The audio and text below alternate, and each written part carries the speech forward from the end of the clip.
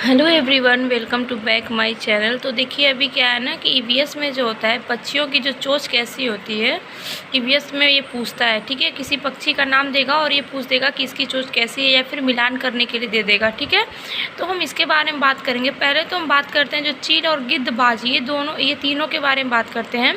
तो जो चील होता है या फिर गिद्ध या फिर बाज, ठीक है, इनकी चोंच कैसी होती है? तो इनकी जो चोंच होती है ना, हुकनुमा होती है। जैसे ठीक है, जैसे हुक होता है ना, मुड़ा हुआ था, ठीक है, हुक के जैसी होती है। ठीक है, जो अब इनकी चोंच का अगर कार्य पूछ देता है कि ये चोंच करती क्या है इनकी, तो ये लोग क्या करते हैं, जो मांस होता है ना, मांस को चीरने फाड़ने के लिए यूज में आती है। मतलब ये लोग प्रयोग करते हैं अपनी चोंच का इस्तेमाल। ये लोग इसलिए करते हैं कि जो मांस होता है ना, वो क्या करते, ये लोग अक्सर करके ये सब मांस वगैरह ही खाते हैं। ठीक है, तो उसी को चीर कर फाड़ कर ही खाते हैं ना, तो इसमें इनकी जो चोंच होती है जो कि हुक जैसी होती है, वो इसमें प्रयोग में लाते हैं। ठीक है, अब बात करते हैं तोते की। ठीक है, तो तोते के बारे में तो आप सभी लोग जानते होंगे। तो जो तोता होता है ना, उसकी चोंच अगर होती है कैसी, तो घुमावदार होती है। ठीक है, आपको पता होगा कि घुमावदार रहता कैसा है। ठीक है, तो उनका जो चोंच होता है वो घुमावदार होता है। क्यों? और फिर पहली बात, इनकी चोंच किस में प्रयोग किया जाता है, मतलब ये अपने चोंच को किस चीज़ के लिए प्रयोग करते हैं? तो ये जो खाते हैं, मतलब ये जो फल खाते हैं, जो तोता होता है, सॉरी, जो तोता होता है ना, ये अपनी चोंच को, जो फल होता है, ये लोग फल खाते हैं, तो क्या होता है कि जो फल होता है ना, उसको कुतरने में अपना इसका प्रयोग करते हैं, यानी कुतरने में काम आती है इनकी चोंच। ठीक है, अब बात करते हैं कबूतर और गौरैया की। ठीक है, तो जो कबूतर और गौरैया होता है, इनकी चोंच कैसी होती है? छोटी होती है प्लस चौड़ी और मजबूत होती है, जो कबूतर होता है और गौरैया होता है। तो ठीक है, इन दोनों की जो चोंच होती है ना, वो छोटी भी होती है, प्लस चौड़ी भी होती है, प्लस साथ ही मजबूत होता है। क्यों?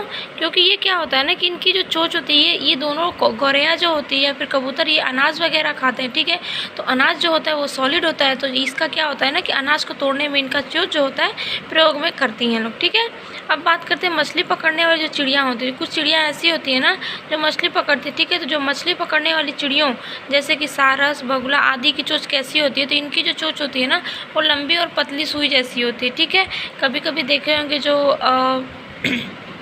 तालाब वगैरह में या फिर छोटे मोटे जो कीड़े होते हैं, वो क्या होता है कि बगुला वगैरह होता है ना, तो ये सब क्या होता है कि वो खेतों में होते हैं, पानी में कई मछली, जैसे कि तालाब में हो गया, ठीक है, या फिर खेतों में, तो उसमें क्या होता है कि ये लोग उस मछली को पकड़ते हैं। कौन? तो सारस और बगुला।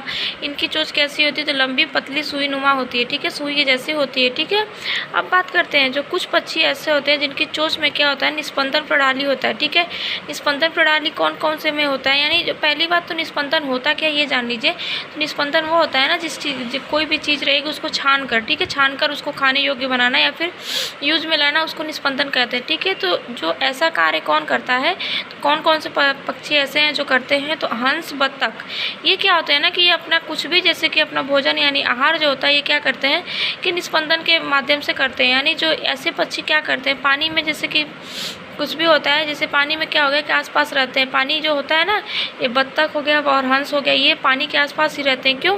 क्योंकि इनको जो खाने का इनका आहार होता है ना, वो अपने भोजन को क्या करते हैं, चोंच में लेने के बाद अन्य पदार्थ जैसे कीचड़ आदि को अलग कर लेते हैं। ठीक है, जैसे कि जो पानी में से यानी कीचड़ों में से कोई भी चीज़ अगर लेते हैं, तो उसको क्या करते हैं ना कि वो उसको अलग कर देते हैं। ठीक है, तो ये रहा पक्षियों की चोंच से जुड़ी हुई जानकारियाँ।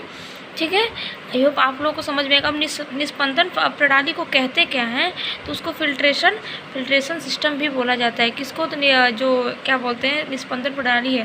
तो ये जो थे ना इम्पॉर्टेंट जो कुछ पक्षी थे, उनके नाम थे जिनका यूज़ जैसे जिनकी चोंच होती कैसी है और वो उस चोंच का यूज कैसे करते हैं। ठीक है, तो ये हो गया आपके पक्षियों की चोंच के बारे में, जो कि ईवीएस का मोस्ट इम्पॉर्टेंट पोर्सन है।